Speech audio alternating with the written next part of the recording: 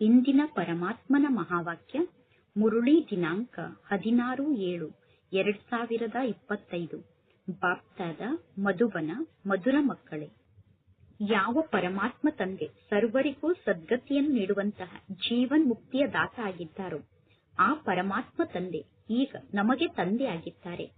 ನೀವು ಆ ಪರಮಾತ್ಮ ತಂದೆಗೆ ಸಂತಾನರಾಗಿದ್ದೀರಾ. ಅಂದ ಮೇಲೆ ನಿಮಗೆ ಎಷ್ಟೊಂದು ನಶೆ ಇರಬೇಕು. ಇಂದಿನ ಪ್ರಶ್ನೆ ಆಗಿದೆ, ಎಂತಹ ಮಕ್ಕಳ ಬುದ್ಧಿಯಲ್ಲಿ ನಿರಂತರ ಪರಮಾತ್ಮ ತಂದೆಯ ನೆನಪು ಇರಲು ಸಾಧ್ಯ ಇಲ್ಲ? ಉತ್ತರ, ಯಾರಿಗೆ ಪರಮಾತ್ಮ ತಂದೆಯ ಬಗ್ಗೆ ಸಂಪೂರ್ಣ ನಿಶ್ಚಯ ಇಲ್ಲವೋ ಅವರ ಬುದ್ಧಿಯಲ್ಲಿ ತಂದೆಯ ನೆನಪು ಸ್ಥಿರವಾಗಿ ಇರಲು ಸಾಧ್ಯ ಇಲ್ಲ. ಯಾರು ನಮಗೆ ಜ್ಞಾನದ ಶಿಕ್ಷಣವನ್ನು ಕಲಿಸುತ್ತಿದ್ದಾರೆ ಅನ್ನುವುದು ಅವರಿಗೆ ಗೊತ್ತಿಲ್ಲ. ಅಂದ ಮೇಲೆ ಅವರು ಯಾರನ್ನು ನೆನಪು ಮಾಡುತ್ತಾರೆ? ಯಾರು ಯಥಾರ್ಥವಾಗಿ ಪರಮಾತ್ಮ ತಂದೆಯನ್ನು ಅರ್ಥ ಮಾಡಿಕೊಂಡು ಪರಮಾತ್ಮ ತಂದೆಯನ್ನು ನೆನಪು ಮಾಡುತ್ತಾರೋ ಅವರ ವಿಕರ್ಮ ವಿನಾಶ ಆಗುತ್ತದೆ. ಪರಮಾತ್ಮ ತಂದೆ ಸ್ವಯಂ ಬಂದು ತಮ್ಮ ಪರಿಚಯವನ್ನು ನೀಡುತ್ತಾರೆ ಮತ್ತು ತಮ್ಮ ಮನೆಯ ಯಥಾರ್ಥ ಪರಿಚಯವನ್ನು ನೀಡುತ್ತಾರೆ. ಓಂ ಶಾಂತಿ. ಈಗ ಓಂ ಶಾಂತಿಯ ಅರ್ಥ ಅಂತೂ ಮಕ್ಕಳಿಗೆ ಸದಾ ನೆನಪಿನಲ್ಲಿ ಇರುತ್ತದೆ ತಾನೆ. ನಾನು ಆತ್ಮನಾಗಿದ್ದೇನೆ, ನನ್ನ ಮನೆ ನಿರ್ವಾಣ ಧಾಮ ಆಗಿದೆ ಅಥವಾ ಮೂಲವತನ ಆಗಿದೆ. ಇನ್ನು ಭಕ್ತಿ ಮಾರ್ಗದಲ್ಲಿ ಮನುಷ್ಯರು ಎಷ್ಟೆಲ್ಲಾ ಪುರುಷಾರ್ಥವನ್ನು ಮಾಡುತ್ತಿದ್ದಾರೋ ಆ ಮನುಷ್ಯರಿಗೆ ನಾವೀಗ ಎಲ್ಲಿಗೆ ಹೋಗಬೇಕು ಅನ್ನುವುದೇ ಗೊತ್ತಿಲ್ಲ.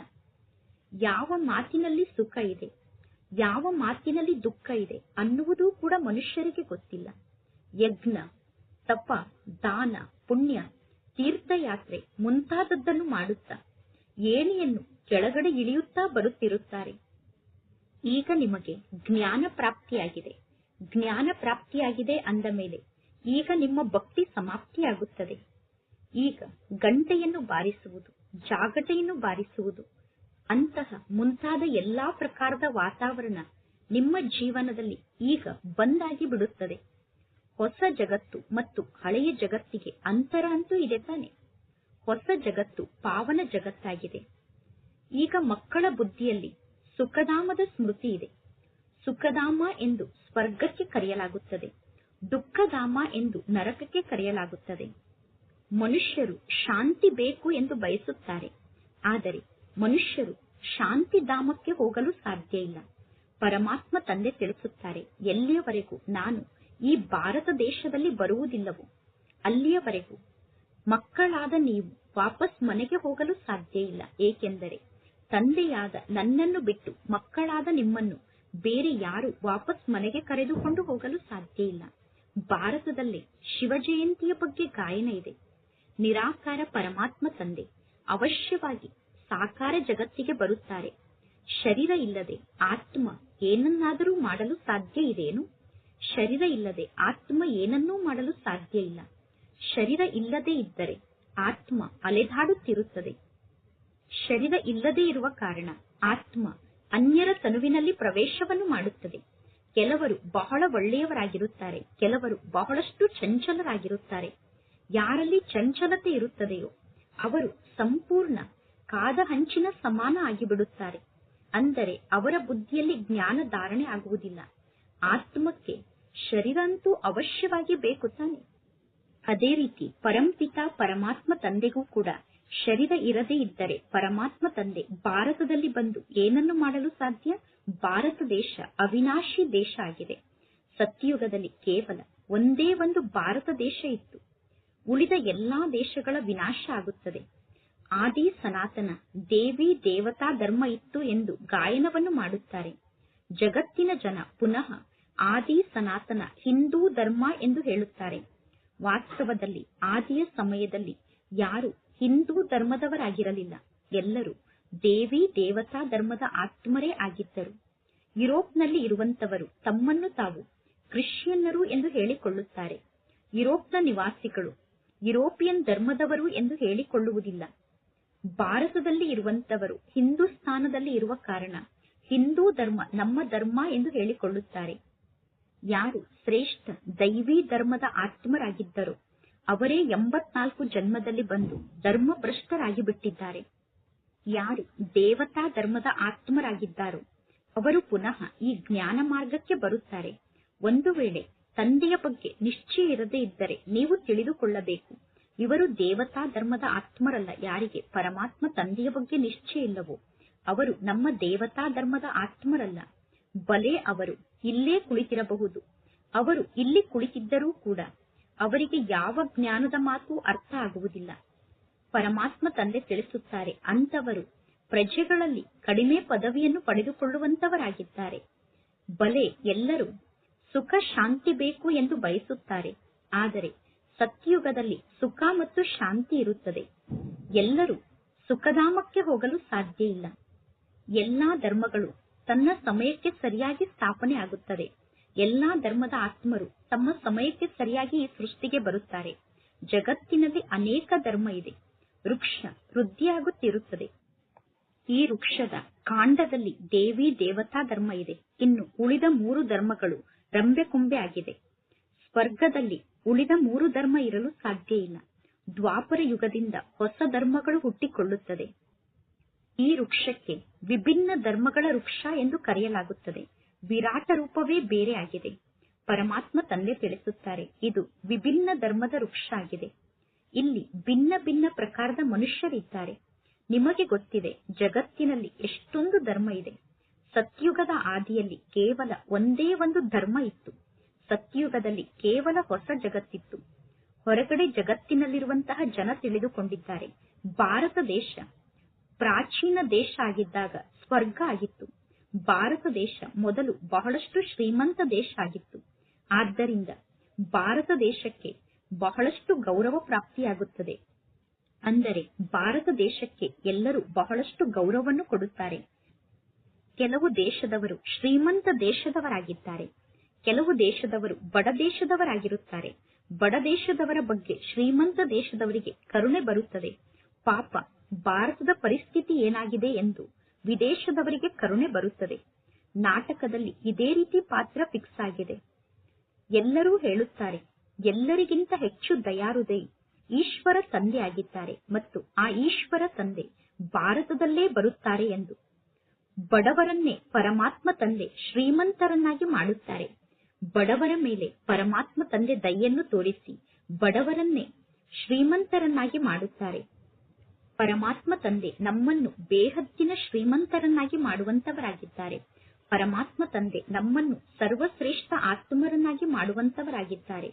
ನೀವೀಗ ಯಾರಿಗೆ ಮಕ್ಕಳಾಗಿದ್ದೀರಾ ಅನ್ನುವ ನಶೆ ನಿಮಗೆ ಇರಬೇಕು. ಪರಂಪಿತ ಪರಮಾತ್ಮ ಶಿವ ತಂದೆಗೆ ನಾವು ಸಂತಾನರಾಗಿದ್ದೇವೆ. ಆ ಪರಮಾತ್ಮ ತಂದೆಗೆ ಜೀವನ್ ಮುಕ್ತಿಯ ದಾತ, ಸದ್ಗತಿ ದಾತ ಎಂದು ಕರೆಯಲಾಗುತ್ತದೆ. ಸತ್ಯುಗದಲ್ಲಿ ಮೊಟ್ಟ ಮೊದಲು ಜೀವನ್ ಮುಕ್ತಿ ಇರುತ್ತದೆ. ಈ ಕಲಿಯುಗದಲ್ಲಿ ಜೀವನ ಬಂಧನ ಇರುತ್ತದೆ. ಭಕ್ತಿ ಮಾರ್ಗದಲ್ಲಿ ಪರಮಾತ್ಮ ತಂದೆ ನಮ್ಮನ್ನು ಈ ಬಂಧನದಿಂದ ಮುಕ್ತ ಮಾಡಿ ಎಂದು ಎಲ್ಲರೂ ತಂದೆಯನ್ನು ಕೂಗಿ ಕರೆಯುತ್ತಾರೆ. ಈಗ ನೀವು ಪರಮಾತ್ಮ ತಂದೆಯನ್ನು ಕೂಗಿ ಕರೆಯಲು ಸಾಧ್ಯ ಇಲ್ಲ, ಏಕೆಂದರೆ ಈಗ ನಿಮಗೆ ತಂದೆ ಸಿಕ್ಕಿದ್ದಾರೆ. ನಿಮಗೆ ಗೊತ್ತಿದೆ, ಯಾವ ಪರಮಾತ್ಮ ತಂದೆ ಜ್ಞಾನದ ಸಾಗರ ಆಗಿದ್ದಾರೋ ಅದೇ ಪರಮಾತ್ಮ ತಂದೆ ಇಡೀ ವಿಶ್ವದ ಇತಿಹಾಸ ಮತ್ತು ಭೂಗೋಳದ ಸಾರವನ್ನು ನಮಗೆ ತಿಳಿಸುತ್ತಿದ್ದಾರೆ. ಪರಮಾತ್ಮ ತಂದೆ ಜ್ಞಾನದ ಸಾಗರ ಆಗಿದ್ದಾರೆ. ಈ ಬ್ರಹ್ಮ ತಂದೆ ಸ್ವಯಂ ಹೇಳುತ್ತಾರೆ, ನಾನು ಭಗವಂತ ಅಲ್ಲ. ನೀವೀಗ ದೇಹದಿಂದ ಭಿನ್ನ ಆಗಿ ಆತ್ಮ ಅಭಿಮಾನಿಗಳಾಗಬೇಕು. ನೀವೀಗ ಇಡೀ ಜಗತ್ತನ್ನು ಮರೆಯಬೇಕು, ಸ್ವಯಂನ ಶರೀರವನ್ನೂ ಕೂಡ ಮರೆಯಬೇಕು. ಇವರು ಭಗವಂತ ಅಂತೂ ಅಲ್ಲ, ಅಂದರೆ ಈ ಬ್ರಹ್ಮ ತಂದೆ ಭಗವಂತ ಅಲ್ಲ. ಶಿವ ತಂದೆ ಮತ್ತು ಬ್ರಹ್ಮ ತಂದೆ ಇಬ್ಬರನ್ನು ಸೇರಿಸಿ ಬಾಪ್ತಾದ ಎಂದು ಕರೆಯುತ್ತೇವೆ. ಪರಮಾತ್ಮ ತಂದೆ ಸರ್ವಶ್ರೇಷ್ಠ ತಂದೆ ಆಗಿದ್ದಾರೆ. ಈ ಬ್ರಹ್ಮನ ಶರೀರ ಪತಿತ ಹಳೆಯ ಶರೀರ ಆಗಿದೆ. ಅಂದ ಮೇಲೆ ಕೇವಲ ಒಬ್ಬ ಪರಮಾತ್ಮ ತಂದೆಗೆ ಮಹಿಮೆ ಇದೆ. ಆ ಪರಮಾತ್ಮ ತಂದೆಯ ಜೊತೆಗೆ ಯೋಗವನ್ನು ಜೋಡಣೆ ಮಾಡಿದಾಗ ಮಾತ್ರ ನೀವು ಪಾವನರಾಗುತ್ತೀರಾ. ಇಲ್ಲದಿದ್ದರೆ ನೀವು ಎಂದೂ ಪಾವನ ಆಗಲು ಸಾಧ್ಯ ಇಲ್ಲ. ಮತ್ತು ಅಂತ್ಯದಲ್ಲಿ ನೀವು ಎಲ್ಲಾ ಲೆಕ್ಕಾಚಾರವನ್ನು ಚುಕ್ತ ಮಾಡಿಕೊಂಡು ಶಿಕ್ಷೆಯನ್ನು ಅನುಭವ ಮಾಡಿ ವಾಪಸ್ ಮನೆಗೆ ಹೋಗುತ್ತೀರಾ. ಭಕ್ತಿ ಮಾರ್ಗದಲ್ಲಿ ನಾವೇ ಅವರು, ಅವರೇ ನಾವು ಅನ್ನುವ ಮಂತ್ರವನ್ನು ನೀವು ಕೇಳುತ್ತಾ ಬಂದಿದ್ದೀರಾ. ಆತ್ಮನಾದ ನಾನೇ ಪರಂಪಿತ ಪರಮಾತ್ಮ ಆಗುತ್ತೇನೆ, ಆತ್ಮವೇ ಪರಮಾತ್ಮ ಆಗುತ್ತದೆ ಅನ್ನುವ ಮಂತ್ರ ತಪ್ಪು ಮಂತ್ರ ಆಗಿದೆ. ನಾವೇ ಅವರು ಅಂದರೆ ಆತ್ಮರಾದ ನಾವೇ ಪರಮಾತ್ಮ ಆಗುತ್ತೇವೆ ಅನ್ನುವ ಮಂತ್ರವನ್ನು ಕೇಳುತ್ತಾ ಎಲ್ಲರೂ ಪರಮಾತ್ಮನಿಂದ ನಿಮ್ಮನ್ನು ವಿಮುಖರನ್ನಾಗಿ ಮಾಡಿಬಿಟ್ಟಿದ್ದಾರೆ. ಆತ್ಮನಾದ ನಾನೇ ಪರಮಾತ್ಮ ಆಗುತ್ತೇನೆ ಅನ್ನುವ ತಪ್ಪು ಮಂತ್ರ ಪರಮಾತ್ಮ ತಂದೆಯಿಂದ ವಿಮುಖರನ್ನಾಗಿ ಮಾಡುವಂತಹ ಮಂತ್ರ ಆಗಿದೆ. ಪರಮಾತ್ಮ ತಂದೆ ತಿಳಿಸುತ್ತಾರೆ, ಮಕ್ಕಳೇ, ಪರಮಾತ್ಮ ಪುನಃ ಆತ್ಮನಾದ ನಾನೇ ಆಗಿದ್ದೇನೆ ಎಂದು ಹೇಳುವುದು ಸಂಪೂರ್ಣ ತಪ್ಪು ಮಾತಾಗಿದೆ. ಈಗ ಮಕ್ಕಳಾದ ನೀವು ವರ್ಣದ ರಹಸ್ಯವನ್ನು ತಿಳಿದುಕೊಂಡಿದ್ದೀರಾ. ಇಲ್ಲಿ ಮಕ್ಕಳಾದ ನಿಮಗೆ ಪರಮಾತ್ಮ ತಂದೆ ವರ್ಣದ ರಹಸ್ಯವನ್ನು ತಿಳಿಸಿದ್ದಾರೆ. ನಾವೇ ಬ್ರಾಹ್ಮಣರಾಗಿದ್ದೆವು, ಈಗ ನಾವೇ ಪುನಃ ದೇವತೆಗಳಾಗುವುದಕ್ಕೋಸ್ಕರ ಪುರುಷಾರ್ಥವನ್ನು ಮಾಡುತ್ತಿದ್ದೇವೆ. ಪುನಃ ನಾವೇ ದೇವತೆಗಳಾಗುತ್ತೇವೆ, ನಂತರ ನಾವೇ ಕ್ಷತ್ರಿಯ ವರ್ಣದಲ್ಲಿ ಬರುತ್ತೇವೆ. ಬೇರೆ ಯಾರಿಗೂ ಕೂಡ ನಾವು ಹೇಗೆ 84 ಜನ್ಮವನ್ನು ಪಡೆದುಕೊಳ್ಳುತ್ತೇವೆ ಅನ್ನುವುದು ಗೊತ್ತಿಲ್ಲ. ನೀವು ಯಾವ ಕುಲದಲ್ಲಿ ಜನ್ಮವನ್ನು ಪಡೆದುಕೊಳ್ಳುತ್ತೀರಾ ಅನ್ನುವುದು ಬೇರೆ ಯಾರಿಗೂ ಗೊತ್ತಿಲ್ಲ. ನಿಮಗೆ ಗೊತ್ತಿದೆ, ನಾವೇ ಬ್ರಾಹ್ಮಣರಾಗಿದ್ದೆವು. ಪರಮಾತ್ಮ ತಂದೆ ಬ್ರಾಹ್ಮಣ ಅಲ್ಲ, ನೀವು ಈ ವರ್ಣದಲ್ಲಿ ಬರುತ್ತೀರಾ ಎಂದು ತಂದೆ ತಿಳಿಸುತ್ತಾರೆ. ಈಗ ಬ್ರಾಹ್ಮಣ ಧರ್ಮದಲ್ಲಿ ನಿಮ್ಮನ್ನು ದತ್ತು ತೆಗೆದುಕೊಳ್ಳಲಾಗಿದೆ. ಅಂದರೆ ಈ ಬ್ರಾಹ್ಮಣ ಧರ್ಮಕ್ಕೆ ನಿಮ್ಮನ್ನು ದತ್ತು ತೆಗೆದುಕೊಳ್ಳಲಾಗಿದೆ. ಶಿವ ತಂದೆಯ ಮೂಲಕ ಪ್ರಜಾಪಿತ ಬ್ರಹ್ಮನಿಗೆ ನೀವು ಸಂತಾನರಾಗಿದ್ದೀರಾ. ನಿಮಗೆ ಇದೂ ಕೂಡ ಗೊತ್ತಿದೆ, ನಿರಾಕಾರ ಆತ್ಮರು ನಿಜವಾಗಿಯೂ ಈಶ್ವರೀಯ ಕುಲದ ಆತ್ಮರಾಗಿದ್ದಾರೆ. ನಿರಾಕಾರಿ ಜಗತ್ತಿನಲ್ಲಿ ನಿವಾಸವನ್ನು ಮಾಡುವಂತವರಾಗಿದ್ದಾರೆ.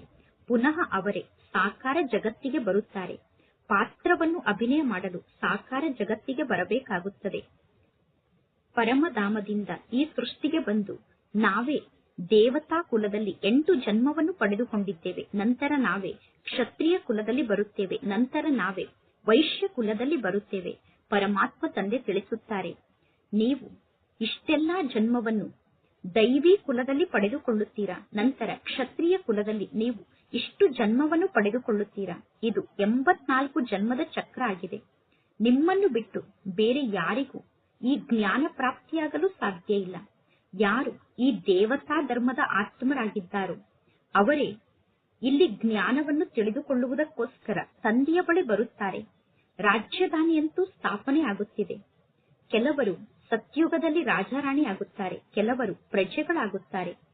ಸೂರ್ಯವಂಶಿ ಲಕ್ಷ್ಮೀನಾರಾಯಣರಲ್ಲೂ ಕೂಡ ಫಸ್ಟ್ ನಂಬರ್ನ ಲಕ್ಷ್ಮೀನಾರಾಯಣ, ಸೆಕೆಂಡ್ ನಂಬರ್ನ ಲಕ್ಷ್ಮೀನಾರಾಯಣ, 3ನೇ ನಂಬರ್ನ ಲಕ್ಷ್ಮೀನಾರಾಯಣ, ಈ ರೀತಿ 8 ಸಿಂಹಾಸನಗಳು ನಡೆಯುತ್ತದೆ. ಅಂದರೆ 8 ಸಿಂಹಾಸನಗಳ ರಾಜ್ಯ ಅಧಿಕಾರ ನಡೆಯುತ್ತದೆ. ನಂತರ ತ್ರೇತಾಯುಗದಲ್ಲೂ ಕೂಡ ಫಸ್ಟ್ ನಂಬರ್ನ ರಾಜ್ಯ ಅಧಿಕಾರಿ, ಸೆಕೆಂಡ್ ನಂಬರ್ನ ರಾಜ್ಯ ಅಧಿಕಾರಿ, ಥರ್ಡ್ ನಂಬರ್ನ ರಾಜ್ಯ ಅಧಿಕಾರಿ, ಈ ರೀತಿ ರಾಜ್ಯ ನಡೆಯುತ್ತದೆ. ಈ ಎಲ್ಲಾ ಜ್ಞಾನದ ಮಾತನ್ನು ಪರಮಾತ್ಮ ತಂದೆ ಮಕ್ಕಳಿಗೆ ತಿಳಿಸುತ್ತಾರೆ. ಯಾವಾಗ ಜ್ಞಾನದ ಸಾಗರ ಆದಂತಹ ಪರಮಾತ್ಮ ತಂದೆ ಬರುತ್ತಾರೋ ಆಗ ಭಕ್ತಿ ಸಮಾಪ್ತಿಯಾಗಿ ಬಿಡುತ್ತದೆ. ರಾತ್ರಿ ಸಮಾಪ್ತಿಯಾಗಿ ಹಗಲು ಬರುತ್ತದೆ. ಪರಮಾತ್ಮ ತಂದೆ ತಿಳಿಸುತ್ತಾರೆ, ಸತ್ಯುಗದಲ್ಲಿ ನೀವು ಯಾವುದೇ ಪ್ರಕಾರದಿಂದ ಪೆಟ್ಟನ್ನು ತಿನ್ನುವುದಿಲ್ಲ. ಸತ್ಯುಗದಲ್ಲಿ ಆರಾಮೇ ಆರಾಮ್. ಅಂದರೆ ಸತ್ಯುಗದಲ್ಲಿ ಸಂಪೂರ್ಣ ವಿಶ್ರಾಂತಿಯೇ ವಿಶ್ರಾಂತಿ ಇರುತ್ತದೆ. ಸತ್ಯುಗದಲ್ಲಿ ಯಾವುದೇ ಪ್ರಕಾರದ ಗಲಾಟೆ ಇರುವುದಿಲ್ಲ. ಈ ನಾಟಕ ಇದೇ ರೀತಿ ಮಾಡಲ್ಪಟ್ಟಿದೆ. ಭಕ್ತಿಯ ರಾಜ್ಯದಲ್ಲೇ ಪರಮಾತ್ಮ ತಂದೆ ಬರುತ್ತಾರೆ. ಎಲ್ಲರನ್ನೂ ಅವಶ್ಯವಾಗಿ ಪರಮಾತ್ಮ ತಂದೆ ವಾಪಸ್ ಕರೆದುಕೊಂಡು ಹೋಗಲೇಬೇಕು. ನಂತರ ಪುನಃ ನಂಬರ್ ವಾರಾಗಿ ಎಲ್ಲಾ ಆತ್ಮರು ಈ ಸೃಷ್ಟಿಗೆ ಬರುತ್ತಾರೆ. ಯೇಸು ಕ್ರಿಸ್ತ ಈ ಸೃಷ್ಟಿಗೆ ಬಂದರು. ಯೇಸು ಕ್ರಿಸ್ತ ಬಂದ ನಂತರ ಕ್ರಿಶ್ಚಿಯನ್ ಧರ್ಮದ ಆತ್ಮರೂ ಕೂಡ ಈ ಸೃಷ್ಟಿಗೆ ಬರುತ್ತಾ ಇರುತ್ತಾರೆ. ಈಗ ನೋಡಿ, ಜಗತ್ತಿನಲ್ಲಿ ಎಷ್ಟೊಂದು ಜನ ಕ್ರಿಶ್ಚಿಯನ್ನರಿದ್ದಾರೆ. ಅಂದ ಮೇಲೆ ಯೇಸು ಕ್ರಿಸ್ತ ಕ್ರಿಶ್ಚಿಯನ್ ಧರ್ಮದ ಬೀಜ ಆಗಿದ್ದಾರೆ. ಈ ದೇವಿ ದೇವತಾ ಧರ್ಮದ ಬೀಜ ಅಂದರೆ ಪರಂಪಿತ ಪರಮಾತ್ಮ ಶಿವ ತಂದೆ ಆಗಿದ್ದಾರೆ. ಪರಮಾತ್ಮ ತಂದೆ ನಿಮ್ಮ ಧರ್ಮವನ್ನು ಸ್ಥಾಪನೆ ಮಾಡುತ್ತಾರೆ. ನಿಮ್ಮನ್ನು ಈ ಬ್ರಾಹ್ಮಣ ಧರ್ಮಕ್ಕೆ ಯಾರು ಕರೆದುಕೊಂಡು ಬಂದರು? ಪರಮಾತ್ಮ ತಂದೆ ನಿಮ್ಮನ್ನು ದತ್ತು ತೆಗೆದುಕೊಂಡಿದ್ದಾರೆ. ಪರಮಾತ್ಮ ತಂದೆ ನಿಮ್ಮನ್ನು ದತ್ತು ತೆಗೆದುಕೊಂಡಿರುವ ಕಾರಣ ಈ ಸಣ್ಣ ಬ್ರಾಹ್ಮಣ ಧರ್ಮ ಸ್ಥಾಪನೆ ಆಗಿದೆ. ಬ್ರಾಹ್ಮಣರಿಗೆ ಜುಟ್ಟಿನ ಸಮಾನ ಎಂದು ಗಾಯನವನ್ನು ಮಾಡಲಾಗುತ್ತದೆ. ಈ ಜುಟ್ಟು ಸಂಕೇತ ಆಗಿದೆ. ಈ ಜುಟ್ಟು ಬ್ರಾಹ್ಮಣರ ಸಂಕೇತ ಆಗಿದೆ. ನಂತರ ನೀವು ಸ್ವಲ್ಪ ಕೆಳಗಡೆ ಬಂದರೆ ಶರೀರ ವೃದ್ಧಿಯಾಗುತ್ತಾ ಹೋಗುತ್ತದೆ. ಅಂದರೆ ಮುಖಕ್ಕೆ ಸಮಾನ ದೇವತೆಗಳು, ಭುಜಕ್ಕೆ ಸಮಾನ ಕ್ಷತ್ರಿಯರು, ಈ ರೀತಿ ಶರೀರ ವೃದ್ಧಿಯಾಗುತ್ತಾ ಹೋಗುತ್ತದೆ. ಈ ಎಲ್ಲಾ ಜ್ಞಾನದ ಮಾತನ್ನು ತಂದೆ ಕುಳಿತು ಮಕ್ಕಳಿಗೆ ತಿಳಿಸುತ್ತಾರೆ. ಯಾವ ಪರಮಾತ್ಮ ತಂದೆ ಕಲ್ಯಾಣಕಾರಿ ತಂದೆಯಾಗಿದ್ದಾರೋ ಆ ಪರಮಾತ್ಮ ತಂದೆ ಬಂದು ಭಾರತದಲ್ಲೇ ಮಕ್ಕಳ ಕಲ್ಯಾಣವನ್ನು ಮಾಡುತ್ತಾರೆ. ಪರಮಾತ್ಮ ತಂದೆ ಮಕ್ಕಳಾದ ನಿಮ್ಮ ಕಲ್ಯಾಣವನ್ನು ಬಹಳಷ್ಟು ಜಾಸ್ತಿ ಮಾಡುತ್ತಾರೆ. ತಂದೆ ಜಾಸ್ತಿ ಮಕ್ಕಳ ಕಲ್ಯಾಣವನ್ನು ಮಾಡುತ್ತಾರೆ. ತಂದೆಯ ಮೂಲಕ ಜ್ಞಾನವನ್ನು ಪಡೆದುಕೊಂಡು ನೀವು ಹೇಗಿದ್ದವರು ಹೇಗೆ ಆಗುತ್ತೀರಾ ಅಂದರೆ ಕನಿಷ್ಠರಿಂದ ಶ್ರೇಷ್ಠರಾಗುತ್ತೀರಾ. ನೀವೀಗ ಅಮರ ಲೋಕಕ್ಕೆ ಮಾಲೀಕರಾಗುತ್ತೀರಾ. ನೀವೀಗ ಕಾಮ ವಿಕಾರದ ಮೇಲೆ ವಿಜಯವನ್ನು ಪಡೆದುಕೊಳ್ಳುತ್ತೀರಾ. ಸತ್ಯುಗದಲ್ಲಿ ಅಕಾಲ ಮೃತ್ಯು ಇರುವುದಿಲ್ಲ. ಸತ್ಯುಗದಲ್ಲಿ ಸಾಯುವ ಮಾತೇ ಇರುವುದಿಲ್ಲ. ಇನ್ನು ಸತ್ಯುಗದಲ್ಲೂ ಕೂಡ ದೇವತೆಗಳು ಶರೀರ ಅನ್ನುವ ಡ್ರೆಸ್ ಅನ್ನು ಚೇಂಜ್ ಮಾಡುತ್ತಿರುತ್ತಾರೆ. ಹೇಗೆ ಸರ್ಪ ತನ್ನ ಒಂದು ಪೊರೆಯನ್ನು ಬಿಟ್ಟು ಇನ್ನೊಂದು ಪೊರೆಯನ್ನು ಧಾರಣೆ ಮಾಡಿಕೊಳ್ಳುತ್ತದೆ, ಅದೇ ರೀತಿ ಇಲ್ಲಿ ನೀವು ಹಳೆಯ ಶರೀರವನ್ನು ತ್ಯಾಗ ಮಾಡಿ ಹೊಸ ಶರೀರವನ್ನು ಧಾರಣೆ ಮಾಡಿಕೊಳ್ಳುತ್ತೀರಾ. ಸತ್ಯುಗಕ್ಕೆ ಪರಮಾತ್ಮ ತಂದೆಯ ಹೂದೋಟ ಎಂದು ಕರೆಯಲಾಗುತ್ತದೆ. ಸತ್ಯುಗದಲ್ಲಿ ಎಂದೂ ಕೂಡ ಯಾರು ಕೆಟ್ಟ ವಚನವನ್ನು ಮಾತನಾಡುವುದಿಲ್ಲ. ಸತ್ಯುಗದಲ್ಲಿ ಯಾರ ಬಾಯಿಂದಲೂ ಅಪಶಬ್ದ ಬರುವುದಿಲ್ಲ. ಈ ಕಲಿಯುಗದಲ್ಲಿ ಎಲ್ಲರೂ ಕೆಟ್ಟವರ ಸಂಘದಲ್ಲೇ ಇದ್ದಾರೆ. ಈ ಕಲಿಯುಗದಲ್ಲಿ ಮಾಯೆಯ ಸಂಘದಲ್ಲಿ ಇದ್ದಾರೆ. ಆದ್ದರಿಂದ ಈ ಜಗತ್ತಿಗೆ ರವರವ ನರಕ ಎಂದು ಹೆಸರನ್ನು ಇಟ್ಟಿದ್ದಾರೆ. ಯಾವಾಗ ಯಾವುದಾದರೂ ಒಂದು ಸ್ಥಾನ ಅಂದರೆ ಒಂದು ಜಾಗ ಹಳೆಯದಾಗುತ್ತದೆಯೋ ಆಗ ಮುನ್ಸಿಪಾಲಿಟಿಯವರು ಮೊದಲು ಅಲ್ಲಿರುವ ಜನರನ್ನು ಖಾಲಿ ಮಾಡಿಸುತ್ತಾರೆ. ಪರಮಾತ್ಮ ತಂದೆ ತಿಳಿಸುತ್ತಾರೆ, ಯಾವಾಗ ಜಗತ್ತು ಹಳೆಯದಾಗುತ್ತದೆಯೋ ಆಗ ನಾನು ಈ ಸೃಷ್ಟಿಗೆ ಬರುತ್ತೇನೆ. ಜ್ಞಾನದ ಮೂಲಕ ಸದ್ಗತಿ ಪ್ರಾಪ್ತಿಯಾಗುತ್ತದೆ. ಪರಮಾತ್ಮ ತಂದೆ ರಾಜಯೋಗವನ್ನು ಕಲಿಸುತ್ತಾರೆ. ಭಕ್ತಿ ಮಾರ್ಗದಲ್ಲಿ ಅಂತಹ ಯಾವ ಮಾತು ಇಲ್ಲ. ಇನ್ನು ಭಕ್ತಿಯಲ್ಲಿ ಯಾರು ದಾನ ಪುಣ್ಯವನ್ನು ಮಾಡುತ್ತಾರೋ ಅವರಿಗೆ ಅಲ್ಪ ಕಾಲಕ್ಕೋಸ್ಕರ ಸುಖ ಪ್ರಾಪ್ತಿಯಾಗುತ್ತದೆ. ಈ ಕಲಿಯುಗದಲ್ಲಿರುವಂತಹ ರಾಜರಿಗೂ ಕೂಡ ಸನ್ಯಾಸಿಗಳು ವೈರಾಗ್ಯ ಬರುವಂತೆ ಮಾಡುತ್ತಾರೆ. ಈ ಕಲಿಯುಗದ ಸುಖ ಕಾಗವಿಷ್ಟ ಸಮಾನ ಸುಖ ಆಗಿದೆ ಎಂದು ಸನ್ಯಾಸಿಗಳು ರಾಜರಿಗೆ ತಿಳಿಸಿ ಅವರಿಗೆ ವೈರಾಗ್ಯ ಬರುವಂತೆ ಮಾಡುತ್ತಾರೆ. ಈಗ ಇಲ್ಲಿ ಪರಮಾತ್ಮ ತಂದೆ ಮಕ್ಕಳಿಗೆ ಬೇಹದ್ದಿನ ವೈರಾಗಿಗಳಾಗುವುದು ಹೇಗೆ ಅನ್ನುವ ಶಿಕ್ಷಣವನ್ನು ಕಲಿಸುತ್ತಿದ್ದಾರೆ. ಈ ಜಗತ್ತು ಹಳೆಯ ಜಗತ್ತಾಗಿದೆ. ಈಗ ನೀವು ಸುಖಧಾಮವನ್ನು ನೆನಪು ಮಾಡಿ. ಮೊದಲು ನೀವು ಶಾಂತಿಧಾಮಕ್ಕೆ ಹೋಗಿ ನಂತರ ಸುಖಧಾಮದಲ್ಲಿ ಬರಬೇಕು. ದಿಲ್ವಾಡ ಮಂದಿರ ನಿಮ್ಮ ಈ ಸಮಯದ ಕರೆಕ್ಟ್ ಆದ ನೆನಪಾರ್ಥ ಆಗಿದೆ. ದಿಲ್ವಾಡ ಮಂದಿರದಲ್ಲಿ ಕೆಳಗಡೆ ತಪಸ್ಸನ್ನು ಮಾಡುವಂತಹ ಸ್ವರೂಪದಲ್ಲಿ ಕುಳಿತಿದ್ದಾರೆ. ಮೇಲೆ ಸ್ವರ್ಗ ಇದೆ. ಮೇಲೆ ಸ್ವರ್ಗವನ್ನು ತೋರಿಸದೇ ಇದ್ದರೆ ಇನ್ನು ಎಲ್ಲಿ ಸ್ವರ್ಗವನ್ನು ತೋರಿಸಬೇಕು? ಮನುಷ್ಯರು ಸತ್ತರೆ ಎಲ್ಲರೂ ಹೇಳುತ್ತಾರೆ ಸತ್ತವರು ಸ್ವರ್ಗಕ್ಕೆ ಹೋದರು ಎಂದು. ಸ್ವರ್ಗ ಮೇಲಿದೆ ಎಂದು ಜನ ತಿಳಿದುಕೊಂಡಿದ್ದಾರೆ. ಆದರೆ ಮೇಲೆ ಏನೂ ಇಲ್ಲ. ಭಾರತವೇ ಸ್ವರ್ಗ ಆಗಿತ್ತು, ಭಾರತವೇ ನರಕ ಆಗುತ್ತದೆ. ಈ ಮಂದಿರಗಳು ನಿಮ್ಮ ಸಂಪೂರ್ಣ ನೆನಪಾರ್ಥ ಆಗಿದೆ. ಮಂದಿರ ಮುಂತಾದದ್ದು ನಂತರ ನಿರ್ಮಾಣ ಆಗುತ್ತದೆ. ಸ್ವರ್ಗದಲ್ಲಿ ಭಕ್ತಿ ಇರುವುದಿಲ್ಲ. ಸ್ವರ್ಗದಲ್ಲಿ ಅಪಾರ ಸುಖ ಇರುತ್ತದೆ. ಪರಮಾತ್ಮ ತಂದೆ ಬಂದು ಮಕ್ಕಳಿಗೆ ಎಲ್ಲಾ ಮಾತಿನ ರಹಸ್ಯವನ್ನು ತಿಳಿಸುತ್ತಾರೆ. ಉಳಿದ ಎಲ್ಲಾ ಆತ್ಮರ ಹೆಸರು ಬದಲಾಗುತ್ತದೆ, ಆದರೆ ಪರಮಾತ್ಮ ಶಿವ ತಂದೆಯ ಹೆಸರು ಎಂದೂ ಬದಲಾಗುವುದಿಲ್ಲ. ಏಕೆಂದರೆ ಪರಮಾತ್ಮ ತಂದೆಗೆ ತಮ್ಮದೇ ಆದ ಶರೀರ ಇಲ್ಲ. ಶರೀರ ಇಲ್ಲದೆ ತಂದೆ ಹೇಗೆ ಶಿಕ್ಷಣವನ್ನು ಕಲಿಸಲು ಸಾಧ್ಯ? ಪ್ರೇರಣೆಯ ಮೂಲಕ ಯಾವ ಮಾತನ್ನು ಮಾತನಾಡಲು ಸಾಧ್ಯ ಇಲ್ಲ. ಪ್ರೇರಣೆ ಅನ್ನುವ ಶಬ್ದದ ಅರ್ಥ ಅಂದರೆ ವಿಚಾರ ಆಗಿದೆ. ವಿಚಾರವನ್ನು ಮಾಡುವುದಕ್ಕೆ ಪ್ರೇರಣೆ ಎಂದು ಕರೆಯಲಾಗುತ್ತದೆ. ಎಂದೂ ಈ ರೀತಿ ತಿಳಿದುಕೊಳ್ಳಬೇಡಿ, ತಂದೆಯಾದ ನಾನು ಮೇಲೆ ಪರಮಧಾಮದಲ್ಲೇ ಕುಳಿತು ನಿಮಗೆ ಪ್ರೇರಣೆಯನ್ನು ನೀಡುತ್ತೇನೆ. ನೀವು ತಂದೆಯ ಮೂಲಕ ಪ್ರೇರಣೆಯನ್ನು ಪಡೆದುಕೊಂಡು ಪರಮಧಾಮಕ್ಕೆ ಬಂದು ತಲುಪುತ್ತೀರಾ ಎಂದು ತಿಳಿದುಕೊಳ್ಳಬೇಡಿ. ಈ ಜ್ಞಾನ ಮಾರ್ಗದಲ್ಲಿ ಪ್ರೇರಣೆಯ ಯಾವ ಮಾತು ಇಲ್ಲ. ಯಾವ ಮಕ್ಕಳು ಪರಮಾತ್ಮ ತಂದೆಯನ್ನು ಸಂಪೂರ್ಣ ಅರ್ಥ ಮಾಡಿಕೊಂಡಿಲ್ಲವೋ, ಯಾರಿಗೆ ಪರಮಾತ್ಮ ತಂದೆಯ ಬಗ್ಗೆ ಸಂಪೂರ್ಣ ನಿಶ್ಚಯ ಇಲ್ಲವೋ ಅವರ ಬುದ್ಧಿಯಲ್ಲಿ ತಂದೆಯ ನೆನಪು ಸ್ಥಿರವಾಗಿ ಉಳಿಯಲು ಸಾಧ್ಯ ಇಲ್ಲ. ಇಲ್ಲಿ ನಮಗೆ ಯಾರು ಶಿಕ್ಷಣವನ್ನು ಕಲಿಸುತ್ತಿದ್ದಾರೆ ಅನ್ನುವುದನ್ನೇ ಅರ್ಥ ಮಾಡಿಕೊಂಡಿಲ್ಲ ಅಂದ ಮೇಲೆ ನೀವು ಯಾರನ್ನು ನೆನಪು ಮಾಡುತ್ತೀರಾ? ಪರಮಾತ್ಮ ತಂದೆಯ ನೆನಪಿನ ಮೂಲಕ ನಿಮ್ಮ ವಿಕರ್ಮ ವಿನಾಶ ಆಗುತ್ತದೆ. ಯಾರು ಜನ್ಮ ಜನ್ಮಾಂತರದಿಂದ ಲಿಂಗುವನ್ನು ನೆನಪು ಮಾಡುತ್ತಿದ್ದಾರೋ ಅವರು ತಿಳಿದುಕೊಳ್ಳುತ್ತಾರೆ ಈ ಲಿಂಗುವೇ ಪರಮಾತ್ಮ ಆಗಿದೆ ಎಂದು. ಆದರೆ ಲಿಂಗು ಕೇವಲ ಪರಮಾತ್ಮ ತಂದೆಯ ಒಂದು ಚಿಹ್ನೆ ಆಗಿದೆ. ಪರಮಾತ್ಮ ತಂದೆ ನಿರಾಕಾರ ಆಗಿದ್ದಾರೆ. ಪರಮಾತ್ಮ ತಂದೆ ಸಾಕಾರ ಶರೀರಧಾರಿ ಅಲ್ಲ. ಪರಮಾತ್ಮ ತಂದೆ ತಿಳಿಸುತ್ತಾರೆ, ನಾನೂ ಕೂಡ ಪ್ರಕೃತಿಯ ಆಧಾರವನ್ನು ತೆಗೆದುಕೊಳ್ಳಬೇಕಾಗುತ್ತದೆ. ಇಲ್ಲದಿದ್ದರೆ ನಿಮಗೆ ನಾನು ಸೃಷ್ಟಿ ಚಕ್ರದ ರಹಸ್ಯವನ್ನು ಹೇಗೆ ತಿಳಿಸಲು ಸಾಧ್ಯ? ಇದು ಆತ್ಮಿಕ ಜ್ಞಾನ ಆಗಿದೆ. ಆತ್ಮರಿಗೆ ಈ ಜ್ಞಾನ ಪ್ರಾಪ್ತಿಯಾಗುತ್ತದೆ. ಈ ಜ್ಞಾನವನ್ನು ಒಬ್ಬ ತಂದೆ ಮಾತ್ರ ನೀಡಲು ಸಾಧ್ಯ. ಪುನರ್ಜನ್ಮವನ್ನಂತೂ ಪಡೆದುಕೊಳ್ಳಲೇಬೇಕು. ಎಲ್ಲಾ ಪಾತ್ರಧಾರಿಗಳಿಗೂ ಪಾತ್ರ ಅಂತೂ ಸಿಕ್ಕಿದೆ. ಯಾರು ಮಧ್ಯದಲ್ಲೇ ನಿರ್ವಾಣ ಧಾಮಕ್ಕೆ ಹೋಗಲು ಸಾಧ್ಯ ಇಲ್ಲ, ಅಂದರೆ ಯಾರು ನಿರ್ವಾಣ ಧಾಮಕ್ಕೆ ಹೋಗಿ ಅಲ್ಲೇ ಇರಲು ಸಾಧ್ಯ ಇಲ್ಲ, ಯಾರಿಗೂ ಮೋಕ್ಷ ಸಿಗಲು ಸಾಧ್ಯ ಇಲ್ಲ. ಯಾರು ನಂಬರ್ 1 ವಿಶ್ವಕ್ಕೆ ಮಾಲೀಕ ಆಗುತ್ತಾರೋ ಅವರೂ ಕೂಡ 84 ಜನ್ಮದ ಚಕ್ರದಲ್ಲಿ ಬರುತ್ತಾರೆ. ಅವಶ್ಯವಾಗಿ ಎಲ್ಲರೂ ಈ ನಾಟಕ ಚಕ್ರದಲ್ಲಿ ಬರಲೇಬೇಕು.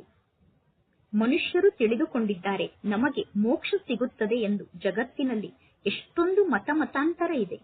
ಅನೇಕ ಮತಗಳು ವೃದ್ಧಿಯಾಗುತ್ತಿರುತ್ತದೆ. ಆದರೆ ಯಾರೂ ವಾಪಸ್ ಮಧ್ಯದಲ್ಲೇ ಮನೆಗೆ ಹೋಗಲು ಸಾಧ್ಯ ಇಲ್ಲ. ಪರಮಾತ್ಮ ತಂದೆ ನಮಗೆ 84 ಜನ್ಮದ ಕಥೆಯನ್ನು ತಿಳಿಸುತ್ತಾರೆ. ಈಗ ಮಕ್ಕಳಾದ ನೀವು ಶಿಕ್ಷಣವನ್ನು ಕಲಿಯಬೇಕು. ಪುನಃ ಅನ್ಯರಿಗೆ ಶಿಕ್ಷಣವನ್ನು ಕಲಿಸಬೇಕು. ಈ ಆತ್ಮಿಕ ಜ್ಞಾನವನ್ನು ಪರಮಾತ್ಮ ತಂದೆಯನ್ನು ಬಿಟ್ಟು ನಿಮಗೆ ಬೇರೆ ಯಾರೂ ನೀಡಲು ಸಾಧ್ಯ ಇಲ್ಲ. ಶೂದ್ರರೂ ಕೂಡ ಈ ಜ್ಞಾನವನ್ನು ನೀಡಲು ಸಾಧ್ಯ ಇಲ್ಲ. ದೇವತೆಗಳು ಕೂಡ ಈ ಜ್ಞಾನವನ್ನು ನೀಡಲು ಸಾಧ್ಯ ಇಲ್ಲ. ಸತ್ಯುಗದಲ್ಲಿ ದುರ್ಗತಿಯನ್ನು ಯಾರೂ ಪ್ರಾಪ್ತಿ ಮಾಡಿಕೊಳ್ಳುವುದೇ ಇಲ್ಲ. ಅಂದ ಮೇಲೆ ಸತ್ಯುಗದಲ್ಲಿ ನಿಮಗೆ ಈ ಜ್ಞಾನ ಹೇಗೆ ಸಿಗಲು ಸಾಧ್ಯ? ಸತ್ಯುಗದಲ್ಲಿ ದುರ್ಗತಿ ಇಲ್ಲವೇ ಇಲ್ಲ. ಅಂದ ಮೇಲೆ ಸತ್ಯುಗದಲ್ಲಿ ಯಾರಾದರೂ ಹೇಗೆ ಜ್ಞಾನವನ್ನು ನೀಡಲು ಸಾಧ್ಯ? ಈ ಜ್ಞಾನ ಇರುವುದೇ ಸದ್ಗತಿಗೋಸ್ಕರ. ಸದ್ಗತಿದಾತ, ಮುಕ್ತಿದಾತ, ಮಾರ್ಗದರ್ಶಕ ಒಬ್ಬ ಪರಮಾತ್ಮ ತಂದೆಯಾಗಿದ್ದಾರೆ. ನೆನಪಿನ ಯಾತ್ರೆಯನ್ನು ಬಿಟ್ಟು ಯಾರು ಪವಿತ್ರರಾಗಲು ಸಾಧ್ಯ ಇಲ್ಲ. ಅಂದರೆ ನೆನಪಿನ ಯಾತ್ರೆಯಲ್ಲಿ ಸ್ಥಿತ ಆಗದೆ ಯಾರೂ ಪವಿತ್ರರಾಗಲು ಸಾಧ್ಯ ಇಲ್ಲ. ನೀವು ತಂದೆಯನ್ನು ನೆನಪು ಮಾಡದೇ ಇದ್ದರೆ ಅವಶ್ಯವಾಗಿ ಶಿಕ್ಷೆಯನ್ನು ಅನುಭವ ಮಾಡಬೇಕಾಗುತ್ತದೆ. ನಂತರ ನಿಮ್ಮ ಪದವಿ ಭ್ರಷ್ಟ ಆಗುತ್ತದೆ. ಎಲ್ಲರ ಲೆಕ್ಕಾಚಾರ ಚುಕ್ತ ಆಗಲೇಬೇಕು. ಪರಮಾತ್ಮ ತಂದೆ ನಿಮಗೆ ನಿಮ್ಮ ಮಾತಿನ ಬಗ್ಗೆ ತಿಳಿಸುತ್ತಾರೆ. ನೀವೀಗ ಅನ್ಯ ಧರ್ಮಕ್ಕೆ ಹೋಗುವಂತಹ ಅವಶ್ಯಕತೆ ಏನಿದೆ? ಭಾರತದ ನಿವಾಸಿಗಳಿಗೆ ಈ ಜ್ಞಾನ ಪ್ರಾಪ್ತಿಯಾಗುತ್ತದೆ. ಪರಮಾತ್ಮ ತಂದೆ ಭಾರತದಲ್ಲೇ ಬಂದು 3 ಧರ್ಮವನ್ನು ಸ್ಥಾಪನೆ ಮಾಡುತ್ತಾರೆ. ಈಗ ನೀವು ಶೂದ್ರ ಧರ್ಮದಿಂದ ದೂರ ಆಗಿ ಶ್ರೇಷ್ಠ ಕುಲಕ್ಕೆ ಹೋಗುತ್ತೀರಾ. ಪರಮಾತ್ಮ ತಂದೆ ನಿಮ್ಮನ್ನು ಶೂದ್ರ ಧರ್ಮದಿಂದ ಮುಕ್ತ ಮಾಡಿ ಶ್ರೇಷ್ಠ ಕುಲಕ್ಕೆ ಕರೆದುಕೊಂಡು ಹೋಗುತ್ತಾರೆ. ಪರಮಾತ್ಮ ತಂದೆ ತಿಳಿಸುತ್ತಾರೆ, ಈ ಕಲಿಯುಗದ ಮನುಷ್ಯರು ಕನಿಷ್ಠ ಕುಲದವರು, ಪತಿತ ಕುಲದವರಾಗಿದ್ದಾರೆ. ಈಗ ಪಾವನರನ್ನಾಗಿ ಮಾಡುವುದಕ್ಕೋಸ್ಕರ ಬ್ರಾಹ್ಮಣ ಆತ್ಮರಾದ ನೀವು ನಿಮಿತ್ತರಾಗುತ್ತೀರಾ. ಪತಿತ ಆತ್ಮರನ್ನು ಪಾವನರನ್ನಾಗಿ ಮಾಡಲು ಬ್ರಾಹ್ಮಣ ಆತ್ಮರಾದ ನೀವೇ ನಿಮಿತ್ತರಾಗುತ್ತೀರಾ. ಈ ಯಜ್ಞಕ್ಕೆ ರುದ್ರ ಜ್ಞಾನ ಯಜ್ಞ ಎಂದು ಕರೆಯಲಾಗುತ್ತದೆ. ರುದ್ರ ಆದಂತಹ ಶಿವ ತಂದೆ ಈ ಯಜ್ಞವನ್ನು ರಚನೆ ಮಾಡಿದ್ದಾರೆ. ಈ ಬೇಹದ್ದಿನ ಯಜ್ಞದಲ್ಲಿ ಸಂಪೂರ್ಣ ಹಳೆಯ ಜಗತ್ತೇ ಆಹುತಿ ಆಗುತ್ತದೆ. ನಂತರ ಹೊಸ ಜಗತ್ತು ಸ್ಥಾಪನೆ ಆಗುತ್ತದೆ. ಹಳೆಯ ಜಗತ್ತು ಸಮಾಪ್ತಿ ಆಗಲೇಬೇಕು. ನೀವೀಗ ಈ ಜ್ಞಾನವನ್ನು ಪಡೆದುಕೊಳ್ಳುತ್ತಿದ್ದೀರಾ. ಹೊಸ ಜಗತ್ತಿಗೋಸ್ಕರ ನೀವೀಗ ಈ ಜ್ಞಾನವನ್ನು ಪಡೆದುಕೊಳ್ಳುತ್ತಿದ್ದೀರಾ. ದೇವತೆಗಳ ನೆರಳೂ ಕೂಡ ಹಳೆಯ ಜಗತ್ತಿನ ಮೇಲೆ ಬೀಳಲು ಸಾಧ್ಯ ಇಲ್ಲ. ಈಗ ಮಕ್ಕಳಿಗೆ ಗೊತ್ತಿದೆ, ಕಲ್ಪದ ಮೊದಲು ಯಾರು ಈ ಜ್ಞಾನ ಮಾರ್ಗಕ್ಕೆ ಬಂದಿದ್ದರು ಅವರೇ ಈ ಕಲ್ಪದಲ್ಲೂ ಈ ಜ್ಞಾನ ಮಾರ್ಗಕ್ಕೆ ಬಂದು ಜ್ಞಾನವನ್ನು ಪಡೆದುಕೊಳ್ಳುತ್ತಾರೆ. ನಂಬರ್ ವಾರ್ ಪುರುಷಾರ್ಥದ ಅನುಸಾರ ನೀವು ಶಿಕ್ಷಣವನ್ನು ಕಲಿಯುತ್ತೀರಾ. ಮನುಷ್ಯರು ಇಲ್ಲಿ ನಮಗೆ ಶಾಂತಿ ಸಿಗಬೇಕು ಎಂದು ಬಯಸುತ್ತಾರೆ. ಆದರೆ ಆತ್ಮ ಸ್ವಯಂ ಶಾಂತಿಧಾಮದ ನಿವಾಸಿಯಾಗಿದೆ. ಅಂದ ಮೇಲೆ ಈ ಕಲಿಯುಗದಲ್ಲಿ ಹೇಗೆ ಶಾಂತಿ ಸಿಗಲು ಸಾಧ್ಯ? ಈ ಸಮಯದಲ್ಲಿ ಮನೆ ಮನೆಯಲ್ಲೂ ಅಶಾಂತಿ ಇದೆ. ಏಕೆಂದರೆ ಇದು ರಾವಣ ರಾಜ್ಯ ಆಗಿದೆ. ಸತ್ಯಯುಗದಲ್ಲಿ ಸಂಪೂರ್ಣ ಶಾಂತಿಯ ರಾಜ್ಯ ಇರುತ್ತದೆ. ಸತ್ಯಯುಗದಲ್ಲಿ ಒಂದೇ ಧರ್ಮ, ಒಂದೇ ಭಾಷೆ ಇರುತ್ತದೆ. ಒಳ್ಳೆಯದು ಮಧುರಾತಿ ಮಧುರ ಅಗಲಿ ಹೋಗಿ ಮರಳಿ ಸಿಕ್ಕಿರುವ ಮಕ್ಕಳ ಪ್ರತಿ ಮಾತ್ಪಿತಾ ಬಾಪ್ ತಾದರವರ ನೆನಪು, ಪ್ರೀತಿ ಹಾಗೂ ಸುಪ್ರಭಾತ. ಆತ್ಮಿಕ ಮಕ್ಕಳಿಗೆ ಆತ್ಮಿಕ ತಂದೆಯ ನಮಸ್ತೆ. ಆತ್ಮಿಕ ತಂದೆಗೆ ಆತ್ಮಿಕ ಮಕ್ಕಳ ನೆನಪು, ಪ್ರೀತಿ ಹಾಗೂ ನಮಸ್ತೆ ನಮಸ್ತೆ ನಮಸ್ತೆ. ಧಾರಣೆಗೋಸ್ಕರ ಮುಖ್ಯ ಸಾರ. ಫಸ್ಟ್ ಪಾಯಿಂಟ್, ಈ ಹಳೆಯ ಜಗತ್ತಿನ ಬಗ್ಗೆ ಬೇಹದ್ದಿನ ವೈರಾಗಿಗಳಾಗಿ ತಮ್ಮ ದೇಹವನ್ನೂ ಕೂಡ ಮರೆತು ಶಾಂತಿಧಾಮ ಮತ್ತು ಸುಖಧಾಮವನ್ನು ನೆನಪು ಮಾಡಬೇಕು. ನಿಶ್ಚಯ ಬುದ್ಧಿವುಳ್ಳವರಾಗಿ ನೆನಪಿನ ಯಾತ್ರೆಯಲ್ಲೇ ಸ್ಥಿತ ಆಗಿರಬೇಕು. ಸೆಕೆಂಡ್ ಪಾಯಿಂಟ್, ನಾವೇ ಅವರು, ಅವರೇ ನಾವು ಅನ್ನುವ ಮಂತ್ರವನ್ನು ಯಥಾರ್ಥವಾಗಿ ಅರ್ಥ ಮಾಡಿಕೊಂಡು ಈಗ ಬ್ರಾಹ್ಮಣರಿಂದ ದೇವತೆ ಆಗುವಂತಹ ಪುರುಷಾರ್ಥವನ್ನು ಮಾಡಬೇಕು. ಎಲ್ಲರಿಗೂ ನಾವೇ ಅವರು, ಅವರೇ ನಾವು ಅನ್ನುವ ಶಬ್ದದ ಅರ್ಥವನ್ನು ಯಥಾರ್ಥವಾಗಿ ತಿಳಿಸಬೇಕು. ಇಂದಿನ ವರದಾನ ಆಗಿದೆ. ಅಂತರ್ಮುಖತೆಯ ಅಭ್ಯಾಸದ ಮೂಲಕ ಅಲೌಕಿಕ ಭಾಷೆಯನ್ನು ಅರ್ಥ ಮಾಡಿಕೊಳ್ಳುವಂತಹ ಸದಾ ಸಫಲತೆಯಿಂದ ಸಂಪನ್ನ ಆಗಿ ಎಷ್ಟು ಜಾಸ್ತಿ ಮಕ್ಕಳಾದ ನೀವು ಅಂತರ್ಮುಖಿಗಳಾಗಿ ಮಧುರ ಶಾಂತಿಯ ಸ್ವರೂಪದಲ್ಲಿ ಸ್ಥಿತ ಆಗುತ್ತಾ ಹೋಗುತ್ತೀರೋ ಅಷ್ಟು ನಯನದ ಭಾಷೆ, ಭಾವನೆಯ ಭಾಷೆ ಮತ್ತು ಸಂಕಲ್ಪದ ಭಾಷೆಯನ್ನು ಸಹಜವಾಗಿ ಅರ್ಥ ಮಾಡಿಕೊಳ್ಳುತ್ತೀರಾ.